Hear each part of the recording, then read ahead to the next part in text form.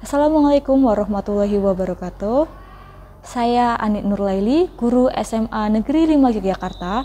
Pada kesempatan kali ini saya akan mengajak teman-teman untuk melihat kegiatan pembelajaran berdiferensiasi di SMA Negeri 5 Yogyakarta.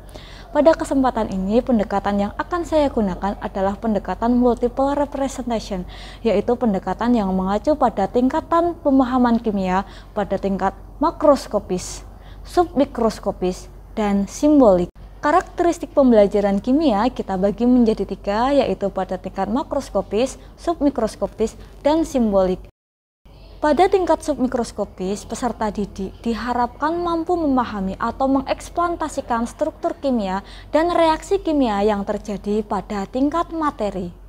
Sedangkan pada tingkat simbolik, peserta didik diharapkan mampu menjelaskan dalam bentuk gambar maupun simbol-simbol. Untuk mencapai tujuan pembelajaran, serta peserta didik dapat memahami kimia dalam tingkat makroskopis, submikroskopis, dan simbolik, saya melakukan pemetaan kebutuhan belajar peserta didik. Pemetaan kebutuhan belajar peserta didik dimulai dengan menganalisis tingkat kesiapan belajar melalui nilai ulangan harian dan nilai PTS.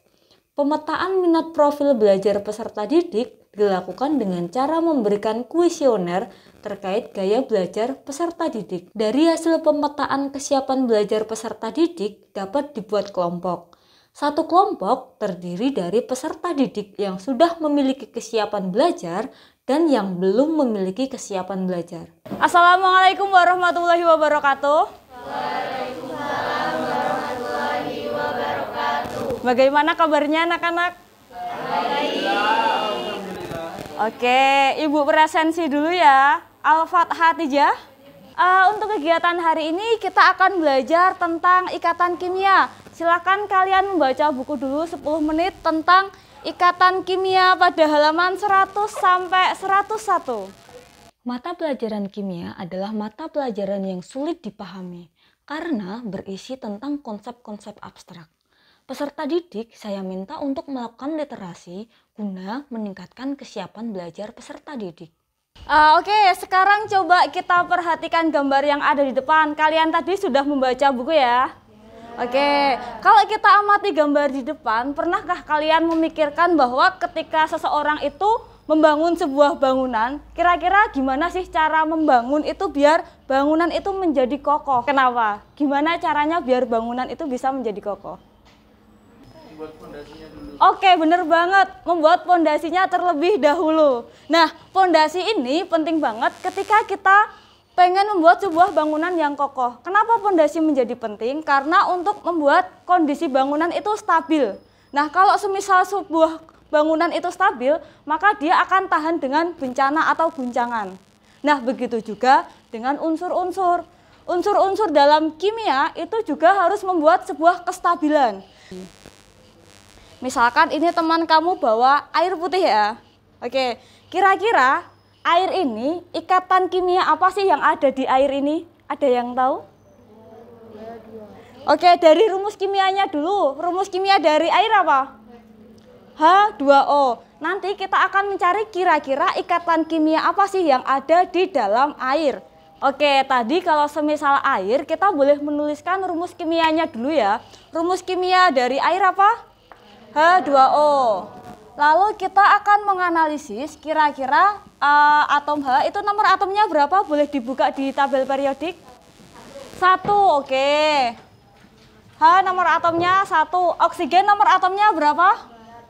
8. Boleh kita tuliskan konfigurasinya dulu. Mungkin ada yang mau maju? Coba, kamu mau maju ya? Oke, terima kasih. Coba kita tuliskan konfigurasi dari H. Oke, benar sekali. Terima kasih untuk Mbak Vita ya. Oke, kalau kita lihat di sini konfigurasi dari unsur H adalah 1s1 ya, berarti elektron yang ada pada kulit paling luar atau elektron valensinya berapa? Oke. Lalu bagaimana cara H2O ini berikatan? Nah, Ibu minta tolong satu orang menjadi peraga. Ada yang mau maju? Ini Ibu punya suatu alat peraga yaitu L-bonding ya. Nanti anak-anak bisa memperagakan kira-kira jumlah elektron atau ikatan yang terjadi pada H2O ini seperti apa. Nah, misalkan untuk yang atom O nanti elektronnya kita wakili dengan bulatan yang berwarna biru ya. Untuk yang H akan kita wakili dengan bulatan yang berwarna merah. Kalau kita lihat H tadi mempunyai berapa elektron valensi? Satu. Oke, kita boleh menuliskan 1 elektron valensi pada H. Kita buat lingkaran, berarti H-nya udah duplet. Yang H di sini udah duplet juga. Terus O-nya yang di sini oktet karena jumlahnya sudah 8 ya. Nah, inilah ikatan yang terjadi pada air yang biasanya kalian bawa. Gitu. Oke, nah ikatannya apa nih? Yang buat berikatan kan berarti yang ini ya. Oh, ternyata di sini ada ikatan. Karena H menyumbangkan 1 elektron, O juga menyumbangkan 1 elektron. H yang di sini juga menyumbangkan 1 elektron, O-nya juga menyumbangkan 1 elektron. Sehingga kalau semisal kayak gini, oh ternyata inilah yang disebut sebagai ikatan kovalen tunggal. Karena 1 atom H menyumbangkan 1 elektron, sedangkan 1 atom O juga menyumbangkan 1 elektron. Bisa dipahami? Bisa. Pelajari ikatan kimia yang terjadi pada air, nanti Ibu akan membagikan sebuah LKPD. Kalian akan menganalisis kira-kira apa sih ikatan kimia yang terjadi pada alkohol sama asam cuka. Nah, nanti Ibu akan bagi kelompok dulu sesuai yang sudah Ibu bagi kemarin ya. Oke, sekarang silahkan kalian bertukar atau bergabung bersama kelompok kalian dulu. Saya juga melakukan diferensiasi proses, yakni saya mengelompokkan peserta didik berdasarkan kesiapan belajar. Hal ini dilakukan agar peserta didik yang sudah memiliki kesiapan belajar dapat menjadi tutor sebaya bagi peserta didik yang kurang siap dalam belajar. Guru melakukan diferensiasi konten, yakni menyediakan media pembelajaran baik dalam bentuk video, modul. Bagi peserta didik yang memiliki gaya belajar visual, saya memfasilitasi dengan pemberian modul, serta penggunaan buku paket yang dapat dipelajari untuk memahamkan materi. Peserta didik yang memiliki gaya belajar kinestetik dapat difasilitasi dengan media pembelajaran L-bonding. Saya berkeliling di setiap kelompok untuk mengecek progres dan menjelaskan jika ada peserta didik yang belum paham. Peserta didik yang memiliki gaya belajar auditif, saya menyediakan video pembelajaran yang dapat didengarkan oleh peserta didik. Selain itu, saya juga melakukan diferensiasi produk, yakni peserta didik diberikan kebebasan dalam menunjukkan apa yang telah dipelajari. Saya juga melakukan diferensiasi lingkungan belajar, yakni peserta didik bebas memilih tempat untuk bekerja. Pada lembar kerja siswa ditunjukkan senyawa asam cuka dan alkohol yang bisa diamati oleh peserta didik.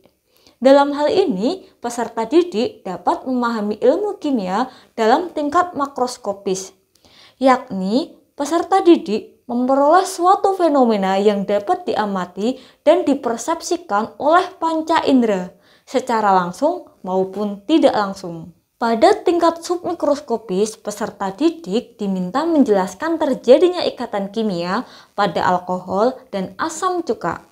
Sedangkan pada tingkat simbolik, peserta didik diminta menuliskan simbol-simbol ikatan kimia yang terjadi pada senyawa asam cuka dan alkohol. Hasil pembelajaran berdiferensiasi menggunakan pendekatan multiple representation ditunjukkan dengan adanya peningkatan peserta didik yang sudah mencapai KKM. Hal ini membuktikan bahwa pembelajaran kimia secara menyeluruh, yakni pada tingkat makroskopis, submikroskopis, dan simbolik dapat dilakukan dengan pembelajaran berdiferensiasi. Sehingga kita sebagai guru dapat mengantarkan peserta didik pada prestasi belajar yang optimal.